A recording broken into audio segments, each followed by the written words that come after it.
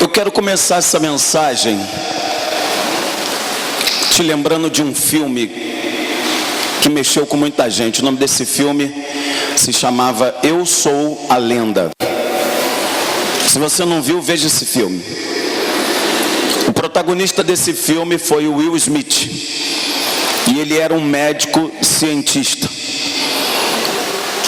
E na cidade em que ele vivia, Nova York, ele era um médico militar. E houve uma infestação, houve uma epidemia, houve uma contaminação generalizada daquele povo naquele lugar. E no meio de todo mundo, um foi contaminando o outro, e só ficou naquela cidade, supostamente, ele e um cachorro.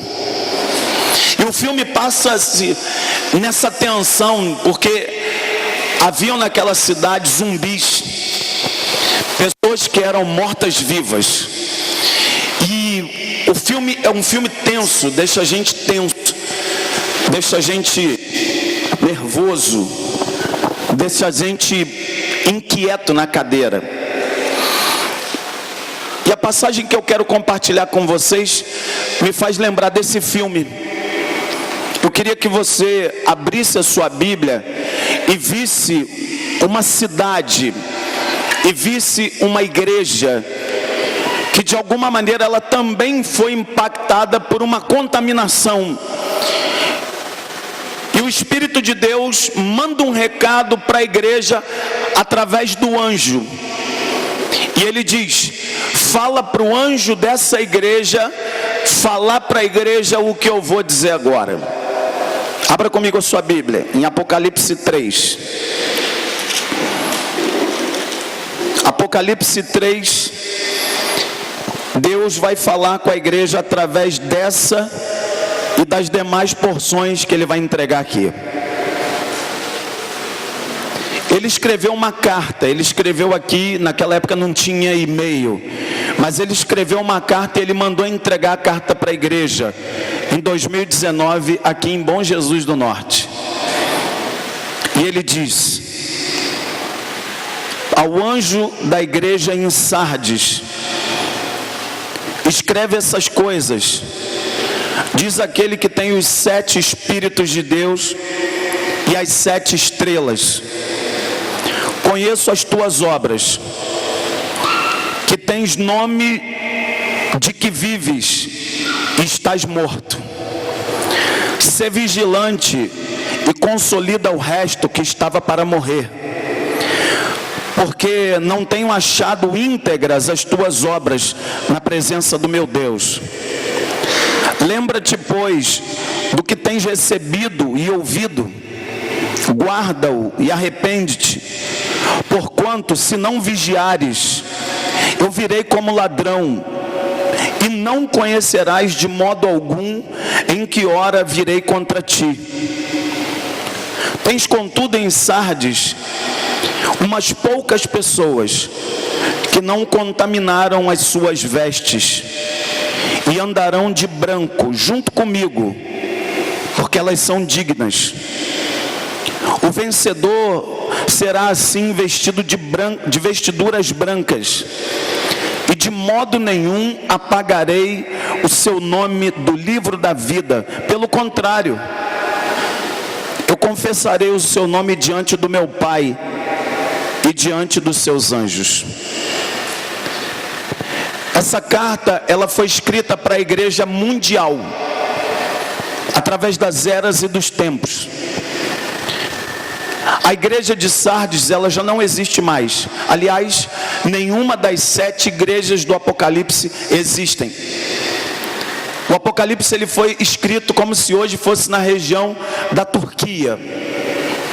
E essa igreja, ela tinha algumas características que têm refletido a característica das igrejas evangélicas brasileiras, via de regra. Primeiro que falar da igreja de Sardes, em primeiro lugar, é lembrar o seguinte, que dentro daquela igreja haviam pessoas que estavam lá mas eram pessoas que estavam contaminadas, e por isso eu falei do filme A Lenda. E não tem como, onde tem um ambiente puro, chega um tomate podre, às vezes o tomate podre começa a apodrecer todos os outros tomates bons, se você não perceber. E é por isso que diz o ditado: um tomate podre apodrece o cesto. O que é que estava acontecendo? Esse texto aqui não era para gente ímpia, era para crente. E hoje eu tenho estado muito preocupado com a qualidade dos crentes que estão sendo forjados dentro das igrejas, inclusive aqui. Nós estamos terminando um ano de ousadia e nós estamos apontando para um ano de maturidade. Mas maturidade tem um preço. E às vezes eu percebo, e eu quero dizer uma frase para você logo de início: meu irmão, é muito fácil perder a direção na vida espiritual. É muito fácil. Nós às vezes estamos no caminho reto, está tudo indo muito bem, mas de repente, por causa de uma situação, às vezes um evento, às vezes um mal entendido, às vezes um cenário que a gente cria, às vezes uma situação que é até séria e não tratada, algo que de repente desanimou você, e você que estava no caminho reto, de repente você não percebe, mas você acabou de ser infectado com um vírus. Você acabou de ser contaminado. As suas vestes eram brancas, mas de repente, por alguma situação da vida que aconteceu contigo, você olha para as suas vestes e você vê sujeira, você vê contaminação. E de repente aquela contaminação, ela vai gerar no teu corpo uma inflamação. Já viu quando você pega alguma bactéria? A primeira coisa que começa a acontecer é gerar em você uma prostração. A pessoa começa a ficar meio lenta, a pessoa começa a ficar desanimada. Uma outra característica de quem tem contaminação é que o corpo, ele começa a ficar febril, ele vai ficando doente. Você só dá vontade de deitar e dormir. Você já não tem mais ânimo para nada. Você não quer trabalhar, você não quer nem ligar a televisão, porque você só quer ficar deitado. O teu corpo está quente, você começa a sentir frio no corpo. E agora vamos transpor isso para a vida espiritual. Como é que é isso? De repente o teu corpo estava muito bem, você estava bem, mas por algum motivo, e a Bíblia diz: irmãos, não se enganem, as más conversações corrompem os bons costumes. Às vezes um contaminado começa a contaminar o outro, às vezes intencionalmente e às vezes não intencionalmente, e ele começa a passar a bactéria para um, para outro, e vai passando, vai passando. A Bíblia diz em Mateus: bem-aventurado os limpos de coração, porque eles verão a Deus. Ou seja, a contaminação que a Bíblia está dizendo não é uma contaminação do corpo, é uma contaminação espiritual. A contaminação espiritual, ela vai se alastrando e ela vai matando tudo e todos que estão perto. E foi o que começou a acontecer com a igreja de Sardes. Sabe o que é mais estranho? É que a palavra Sardes, sabe o que significa Sardes? Significa aqueles que escaparam da contaminação. Sardes significa aqueles que escaparam. Só que Deus está olhando para aquela igreja e ele percebeu gente que estava dentro da casa de Deus, dentro do propósito de Deus, por causa de uma contaminação espiritual. Essa pessoa simplesmente está adoecida no espírito e ela está paralisada. Quando eu olho para esse texto, eu percebo que, como é muito fácil a gente se perder, Deus nessa noite está chamando a igreja para um realinhamento espiritual.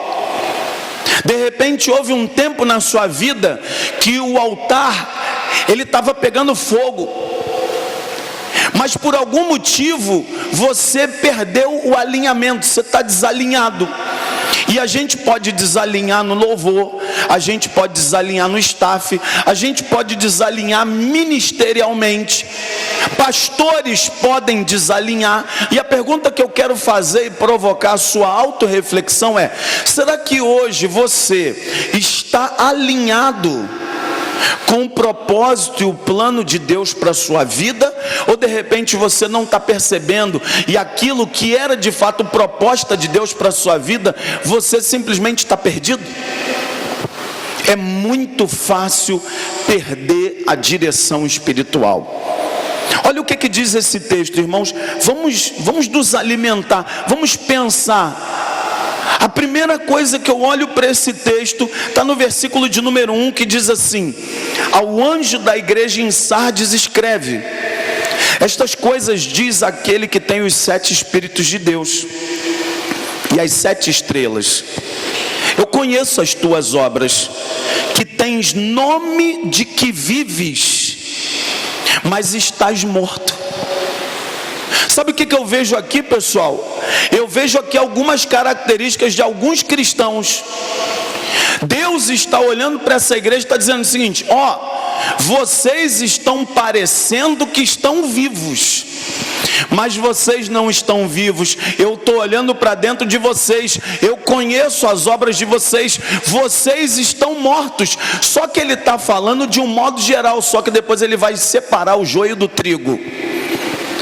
A gente fala de esfriamento espiritual, a gente fala do amor se esfriar, e às vezes a gente acha que isso está muito longe da gente, mas de repente o amor se esfriou em ti, e você não percebeu. De repente você se esfriou com a obra de Deus, e tem gente que está confundindo um negócio muito louco. Olha o que eu vou te dizer. Tem gente que está confundindo fazer a obra de Deus com fazer obra de igreja. Nem sempre fazer obra de igreja é estar fazendo a obra do reino de Deus. Não confunda isso. Você pode estar a vida toda fazendo obra de igreja e não ter a menor intimidade e estar completamente contaminado. Você quer ver um exemplo? Eu vou te dar. Eu vou te dar uma parábola que o próprio Jesus contou. A parábola do fariseu e do publicano.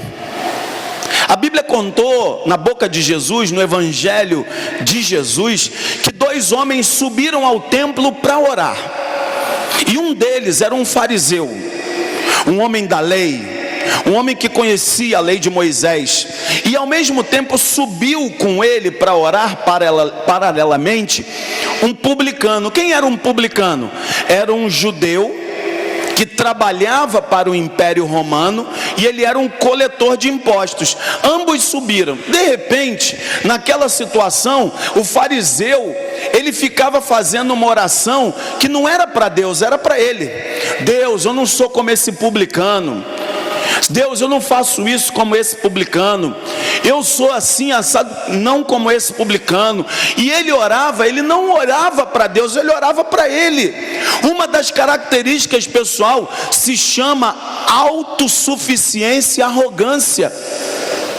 E de repente o publicano, diz a Bíblia na boca de Jesus, que o publicano se ajoelhou e começou a bater no peito dizendo: Senhor, eu sou indigno, eu sou pecador, tem misericórdia de mim, Deus, porque eu não mereço. Ou seja, enquanto o fariseu estava totalmente confiado no seu eu, no seu ego, se achando melhor que as pessoas, confiando na autossalvação, porque ele se achava muito bom. Tem gente da igreja que se acha muito bom. Tem gente na igreja que se acha superior aos outros. Tem gente na igreja que se acha até mais espiritual, de repente por causa de um colete, de repente porque faz alguma coisa, de repente porque está em algum setor, porque está com o microfone na mão, não importa. Cuidado, meu irmão, de repente com a contaminação espiritual que você possa estar vivendo e de repente você nem está percebendo. Nessa noite eu quero pregar uma mensagem para trazer a igreja de volta ao centro. E o centro é Jesus de Nazaré. Nessa noite eu quero pregar sobre realinhamento espiritual. E eu coloquei essa imagem de propósito no tema. Sabe por quê? Porque nós somos, eu não consigo ver o reino de Deus senão como que nós sendo guerreiros. E você está vendo nessa imagem que tem vários guerreiros carregando alguém que está o quê? Morto.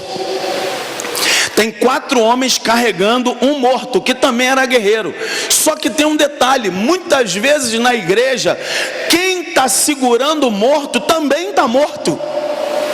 Também está contaminado, também está com febre, também está paralisado, também já não tem mais aquela paixão, também já não está mais realinhado com o propósito de Cristo.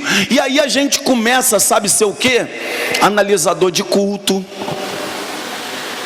fazer vistoria no ministério dos outros.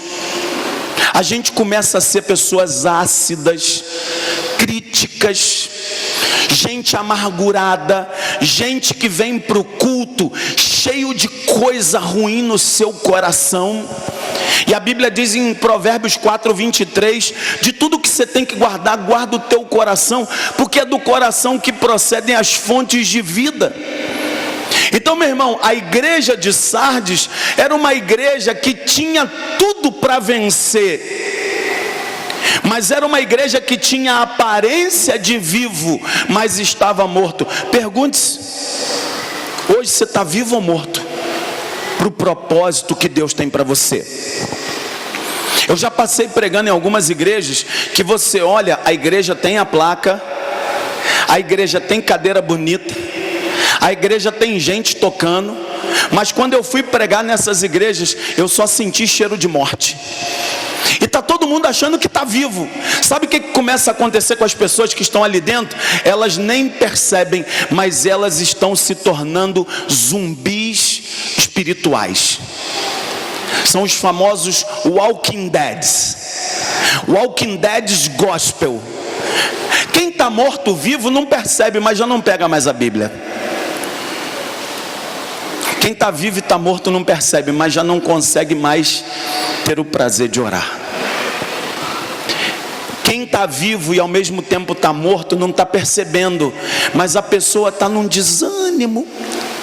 Ela já não consegue, sabe, aquilo ali que tinha todo o sentido da vida, porque a gente não pode confundir, irmãos, templo com igreja. E a pessoa ela vai se perdendo, ela não está percebendo, mas ela vai morrendo, e o Senhor está dizendo: olha, cuidado com o auto-engano, cuidado com a idolatria da aparência. Sabe o que era a idolatria da aparência?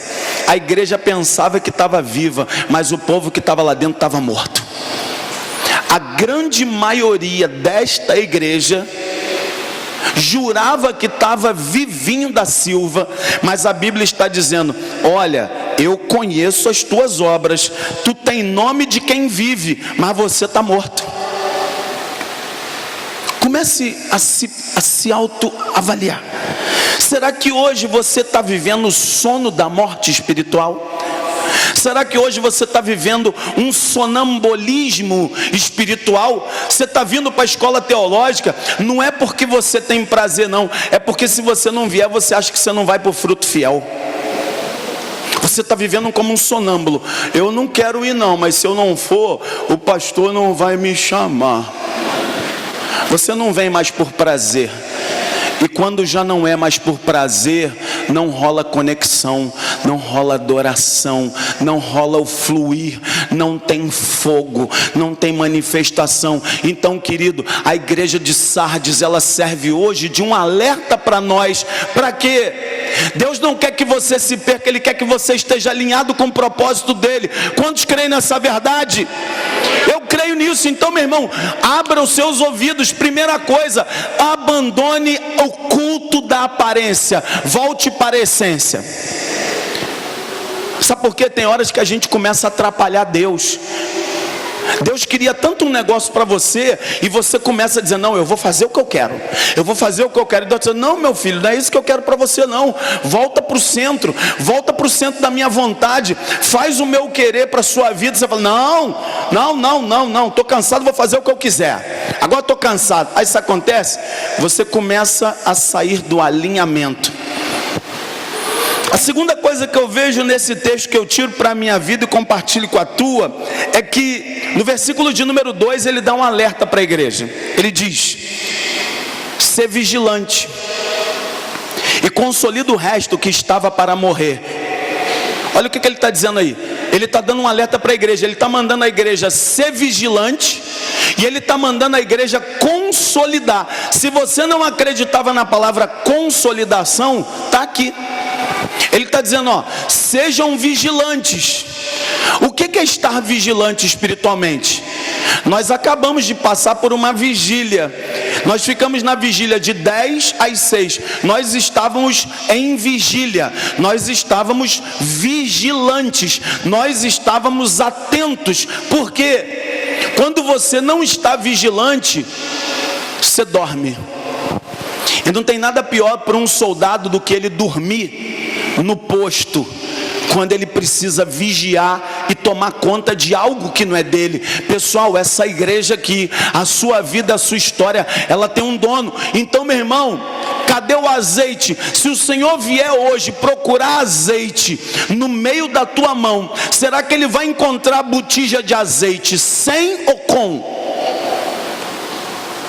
Será que hoje você está atento de fato a uma postura espiritual, dizer o seguinte, não, peraí, eu não estou fazendo nada para pastor Cleiton, não, meu pastor é meu pastor, mas espera aí, eu estou fazendo algo para a minha vida, a minha conexão com Deus, e consequentemente isso vai reverberar no meu ministério, na vida da igreja. Então Deus está dizendo o seguinte, cuidado com o culto da aparência. Não finge que você está vivendo uma coisa não, porque você não está. Você está parecendo vivo, mas você está morto. Sejam vigilantes, fique esperto. É só a gente entrar no campo de batalha que a gente vê um monte de coisa espiritual acontecendo. Manifestação demoníaca, gente que está em cativeiro precisando de cura interior, pessoas que estão muitas vezes aqui, estão pensando em tirar a própria vida, pessoas que já não estavam tão firmes, já não tem mais vontade. É uma pessoa que está completamente fora. Está dentro, mas está fora. Ou seja, é necessário um despertar de consciência. Meu irmão, sabe o que a Bíblia diz em Efésios 5,14? Olha o que a Bíblia diz, Novo Testamento. Diz assim, pelo que diz, desperta, ó tu que dormes, levanta-te de entre os mortos, e Cristo te iluminará. Sabe por quê? Ele está dando um toque muito sério. Falou, meu irmão, desperta, crente, desperta, porque o tempo está passando voado, e tem muito crente que parece que está vivendo o sono da morte. Não quero mais saber desse negócio não. E agora eu estou percebendo que eu não preciso mais estar lá, eu não preciso. Eu posso fazer a minha espiritualidade, eu posso viver a minha espiritualidade do meu jeito, eu faço da maneira que eu quiser. A pergunta é, será que esse é o propósito de alinhamento de Deus para a sua vida? Será de fato? A gente precisa seriamente.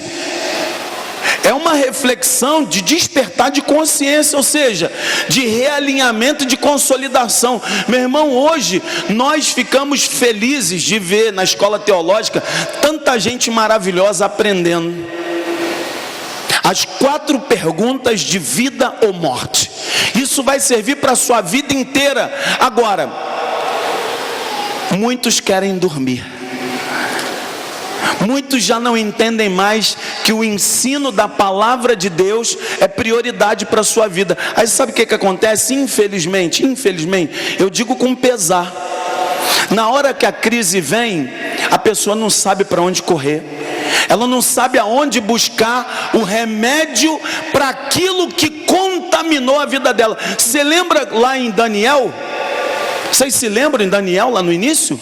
O que aconteceu com Daniel?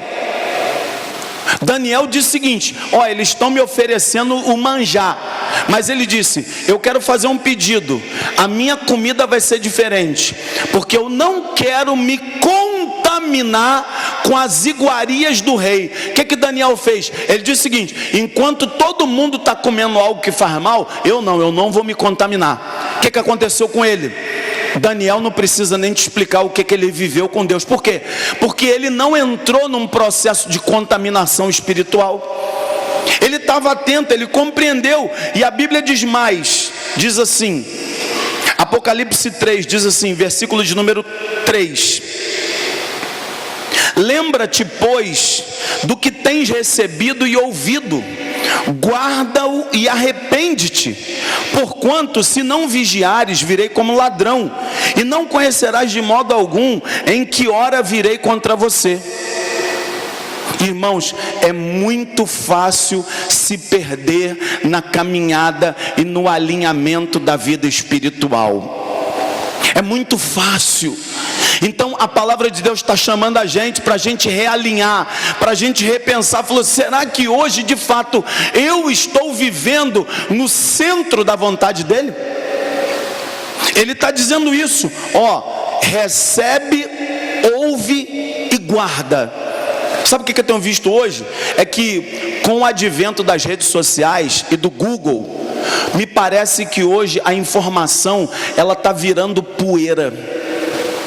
Ela está virando nada, porque a pessoa ouve aqui, ela não retém, ela não guarda, ela não pratica, chega ali fora, você pergunta 2 dias depois: e aí, o que é que aquela palavra mudou a tua história? Você fala assim: pastor pregou o que mesmo?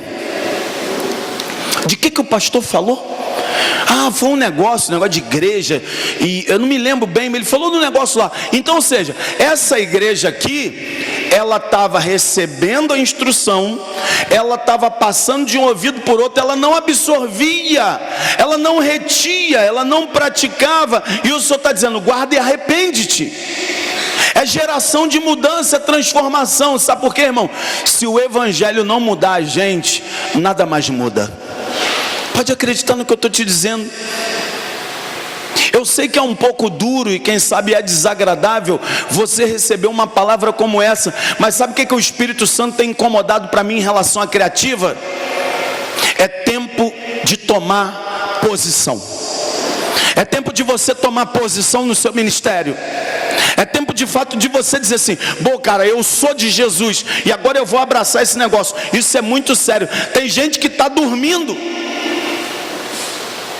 E é por isso que eu vou dizer: aquilo que a gente pensava que ia fazer, não vamos fazer mais.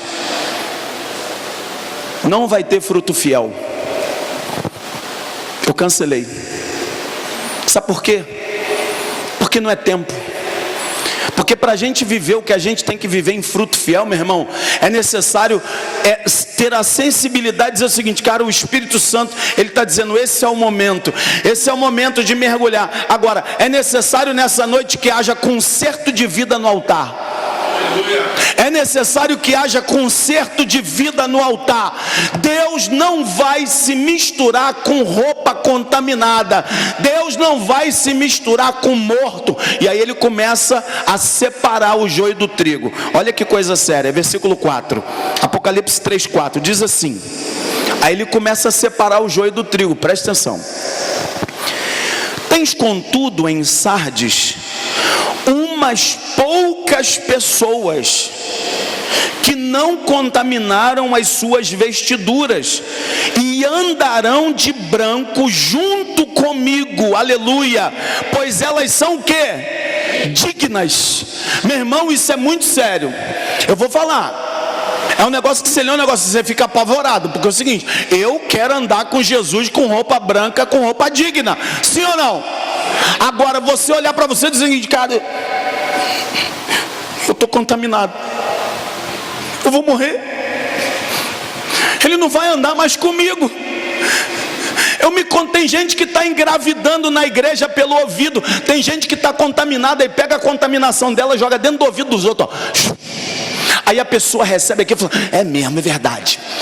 Aí ela está contaminada, a contaminação passa para o outro, aí vai passando contaminação, aí a bactéria da enfermidade, do sonambulismo, da dormência, da insensibilidade, a pessoa vai, daqui a pouco ela não percebe. E aí o Senhor está dizendo: ó, umas poucas pessoas que não se contaminaram. Então olha que coisa louca isso. Quase que uma igreja inteira estava morta.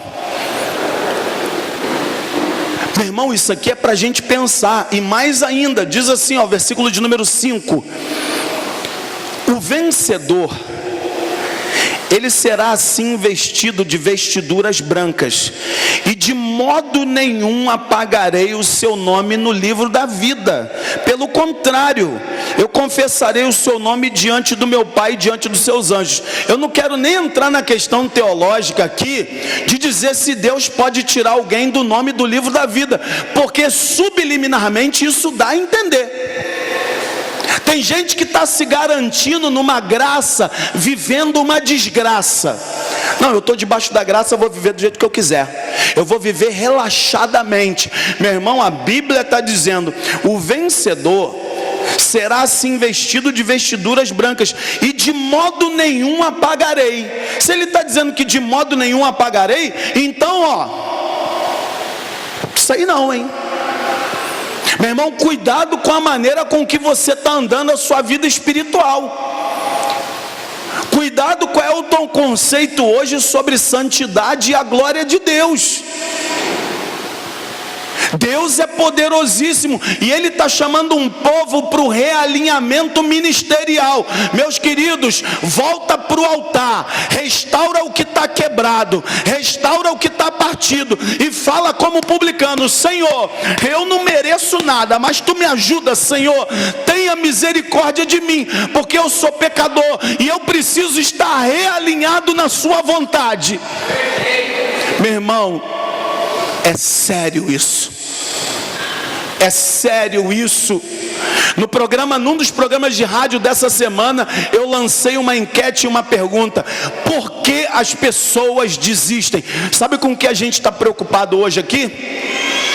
Com a porta dos fundos da igreja.